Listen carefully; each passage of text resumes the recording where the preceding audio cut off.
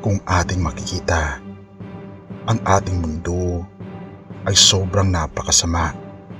Hayag na ang pag-aalipusta ng mga tao sa ating Panginoong Diyos. Makikita natin ang mga ginagawa ng mga tao sa social media, sa mga television networks, na aliw sila sa paglapastangan sa ating Panginoong Diyos.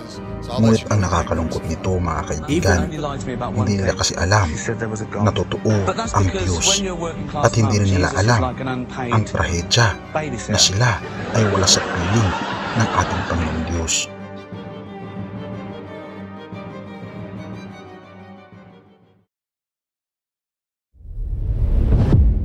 Sa buong banal na kasulatan, makikita natin ang isang tema. Si Jesus at ang mga apostol ay paulit-ulit na nagbabala na sa mga huling araw ay magaganap ang isang panlilinglang sa relihiyon na humahantong sa ikalawang pagdating ng ating Panginoong Hesukristo, ang relihiyon ng mundo. Ito ang relihiyon ni Satanas. Mateo 24 verse 24, sapagkat may lilitaw ng mga huwad na Kristo at mga huwad na propeta. Magpapakita sila ng mga kamanghamanghang himala at mga kababalaghan upang iligaw kung maaari maging ang mga hinirang ng Diyos. At Apokalipsis 12 verse 9, at inihagis ang malaking dragon, ang matandang ahas, ang tinatawag na Diablo at Satanas, ang dumadaya sa buong sanlibutan. Siya ay inihagis sa lupa at ang kanyang mga anghel ay inihagis na kasama niya. Apokalipsis 13 verse 14, at nadadaya niya ang mga nananahan sa lupa dahil sa mga tanda na sa kanyang ipinagkaloob na magawa sa paningin ng hayop, na sinasabi sa mga nananahan sa lupa na dapat silang gumawa ng isang larawan ng hayop na mayroon ng sugat ng tabak at nabuhay. Kaibigan, ito ang ating mundo ngayon. Ang ating mundo ay nalinlang ni Satanas. Kaya naman, ano ang binabanggit ng ating Panginoong Hesus sa mga tao noong panahon na siya ay nandito sa lupa, at ito rin ang kanyang babala sa mga tao sa huling kapanahunan? Bakit ganun na lamang ang pagbibigay ng babala ng ating Panginoong Diyos sa atin? Ang rason ay dahil tayo ay nasa huling kapanahunan na.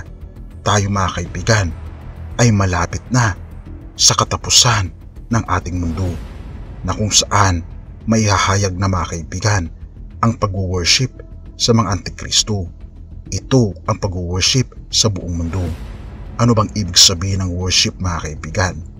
Ito ang isang bagay na nagbibigay puri sa ating Panginoong Diyos. Ngunit kung hindi natin binibigyan ng puri ang ating Panginoong Diyos, tayo ay nasa mundo. Tayo ay nasa piling ni Satanas.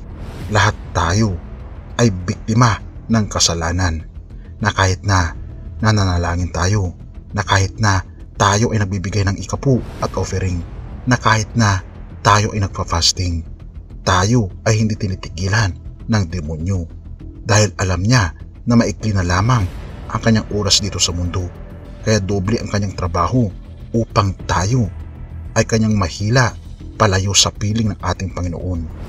Binabanggit ni Propetang Hosea na bakit napakaraming mga tao ang mawawala, ay ito ay dahil sa kanilang pagmamahal sa mundo, at wala silang karunungan dahil hindi nila binabasa ang banal na kasulatan. Hindi sila naniniwala patungkol sa mga bagay na nakasulat dito, at allergic sila na pag-usapan ang patungkol sa mga pangako at mga babala ng ating Panginoong Diyos.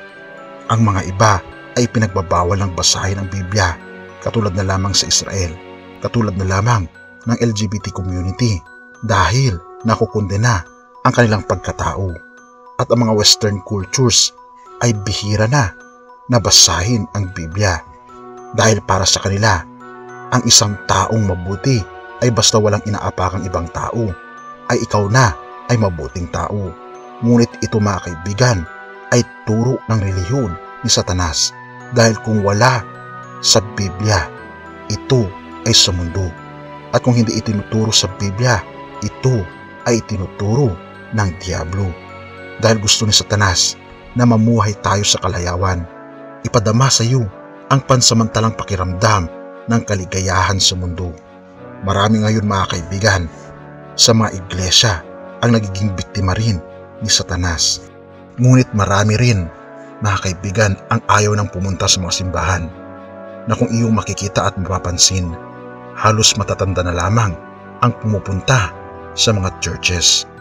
Tunay nga na binabanggit mga kaibigan na sa huling kapanahunan manlalamig ang mga tao dahil tayo na ay namumuhay sa huling kapanahunan. Ayon sa isang study, pinapakita na noong 2021, 11% lamang ng mga Americans ang nagbabasa ng Biblia. Kung ating mapansin maging sa Pilipinas mga kaibigan, ay wala pang 20% ng mga tao ay nagbabasa ng Biblia. At ang laging nagbabasa ng Biblia ay yung mga taong nag-edad 70 years old pataas. Ngunit kung ating mapapansin, bihira na lamang ang nakakaabot ng 70. Kaya ang mga tao ay namamatay nang hindi pa nababasa ang Biblia. Ito ay sobrang nakakaawang katotohanan na ating natunghayan kaibigan.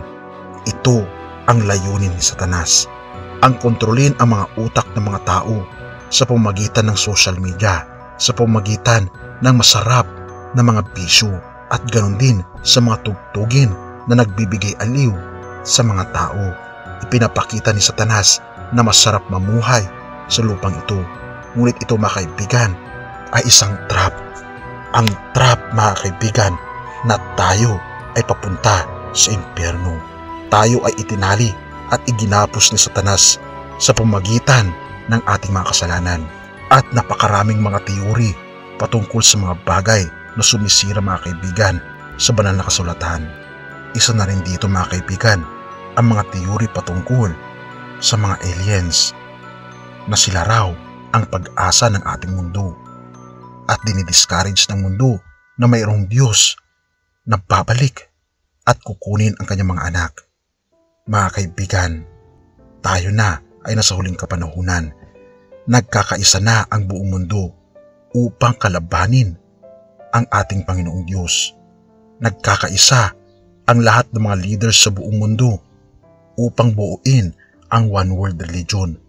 Mapapansin natin ito mga kaibigan sa mga balita at napakaraming mga bilateral meetings.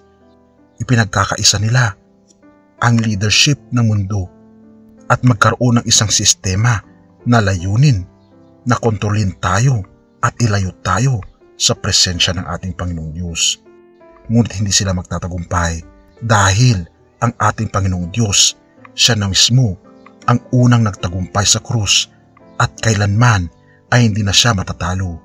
Kaibigan, talo na si Satanas. Nais ng ating Panginoon na pumanig tayo sa Kanya at tayo ay mamuhay ng mapayapa na kahit na anuman ang mangyari sa mundong ito, na kahit na napakaraming mga bagay na mangyayari at nakakatakot na pangyayari na gagawin sa atin mga kaibigan, lagi nating alalahanin ang ating Panginoon ay hindi Kanya papabayaan at nais Niya na magpasakop ka sa Kanya at iwanan ang iyong kasalanan. Purihin ang ating Panginoong Diyos at salamat kaibigan sa iyong panunood.